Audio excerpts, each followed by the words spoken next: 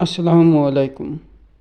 বাংলাদেশ বনাম পাকিস্তানের সাথে সিরিজ খেলা শেষ হওয়ার পর পরবর্তীতে বাংলাদেশ নিউজিল্যান্ডের সাথে সিরিজ খেলবে। বাংলাদেশ নিউজিল্যান্ডের সাথে 3 ম্যাচ ওয়ানডে এবং 3 ম্যাচ টি-20 পূর্ণাঙ্গ সিরিজ খেলবে। এখন বলবো বাংলাদেশ বনাম নিউজিল্যান্ডের ওয়ানডে সিরিজ এবং টি-20 সিরিজের সময়সূচি। বাংলাদেশ বনাম নিউজিল্যান্ডের প্রথম ওয়ানডে ম্যাচ 17 এপ্রিল। দ্বিতীয় ওয়ানডে ম্যাচ 20 এপ্রিল।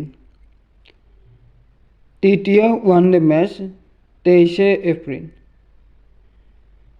এখন বলবো টি-20 খেলার সময়সূচি।